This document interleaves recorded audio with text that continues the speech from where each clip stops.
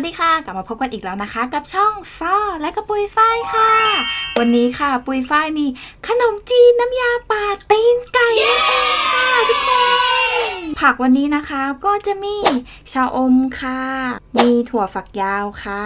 มีกระถินค่ะแล้วก็มีฝักกระถินด้วยนะคะมีใบบัวบกค่ะมีใบแมงลักนะคะแล้วก็มีแตงกวาค่ะแล้วก็มีถั่วงอกค่ะเสร็จเรียบร้อยแล้วนะคะปุ๋ยฝ้ายไปคนแล้วก็ใส่พริกป่นมาแล้วเรียบร้อยนะคะมีพูดพร่ำทำเพลงนะคะน้ำลายแตกแล้วนะคะเราไปกินกันเลยดีกว่าค่ะเริ่มกันเลยนะคะจวดๆค่ะเพื่อนๆ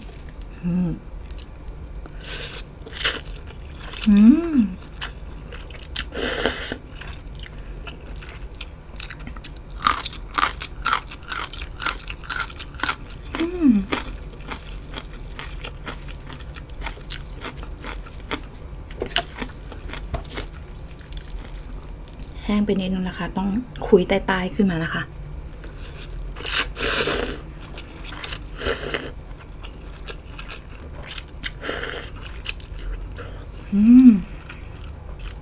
ชะอมค่ะ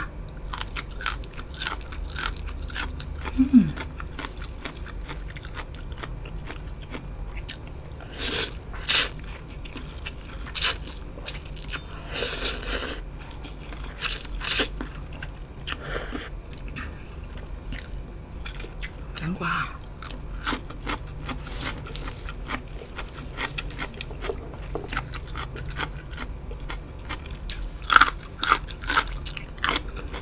ถั่วฝักยาวค่ะ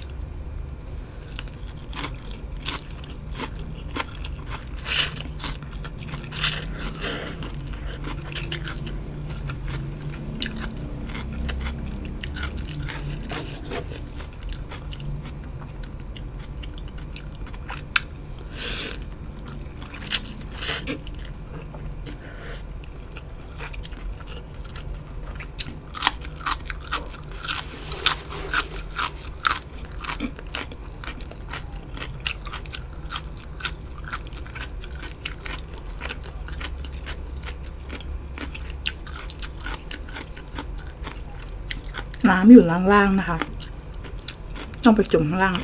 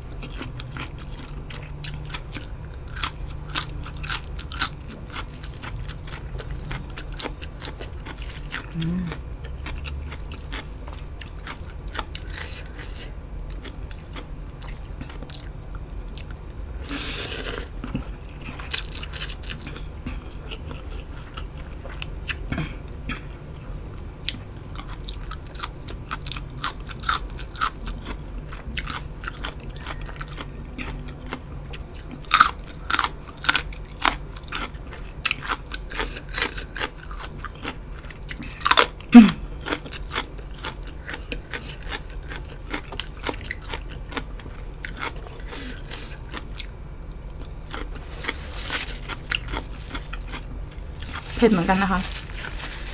ใส่พริกไป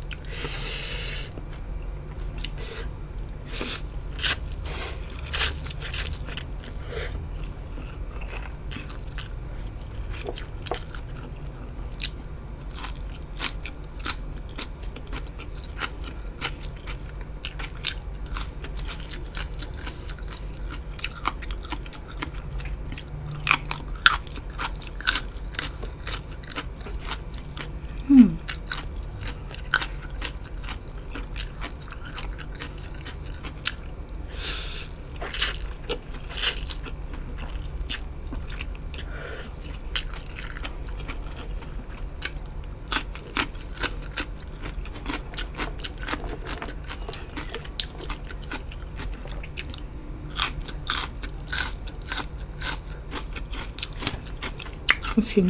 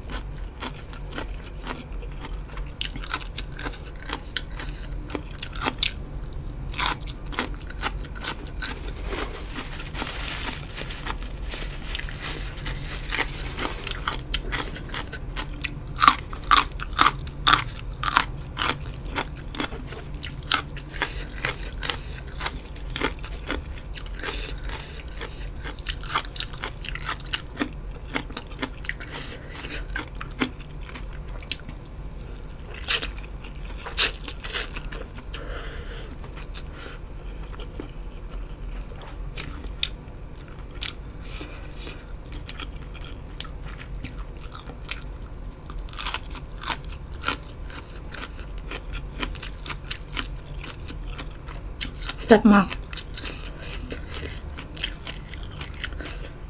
เห็นสีอ่อนๆอย่างนี้แต่เข้มข้นมากเลยนะคะ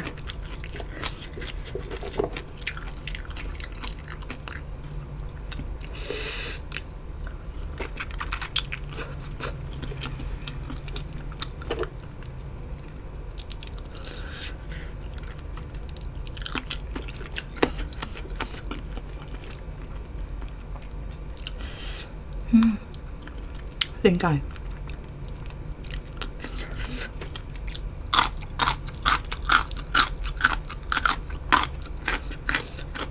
ดี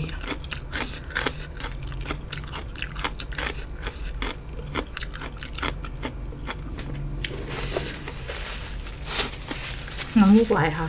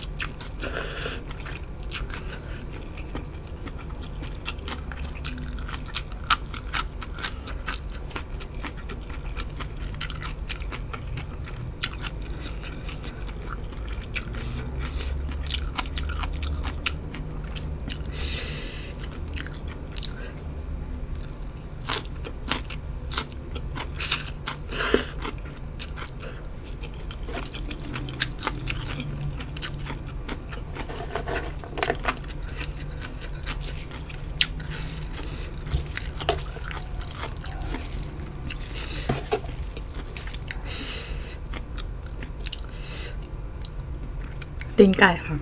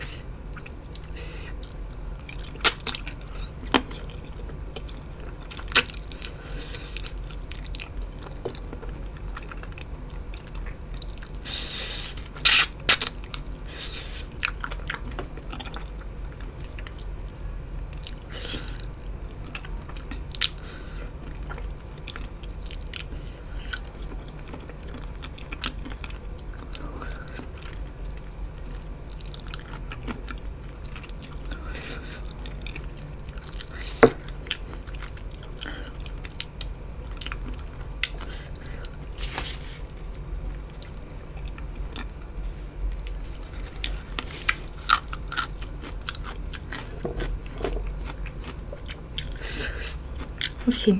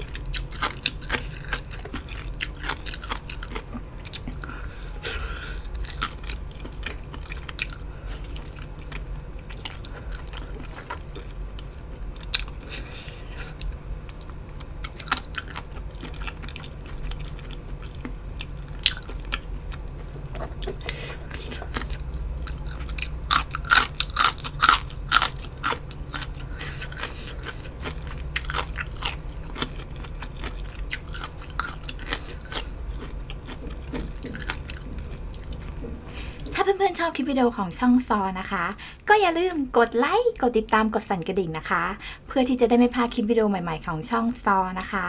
และก็เป็นกำลังใจให้ปุ้ยฝ้ายในการทำคลิปต่อๆไปด้วยนะคะสำหรับวันนี้ปุ้ยฝ้ายก็ต้องขอลาไปก่อนนะคะ พบกันใหม่ในคลิปวิดีโอหน้าค่ะสวัสดีค่ะบ๊ายบาย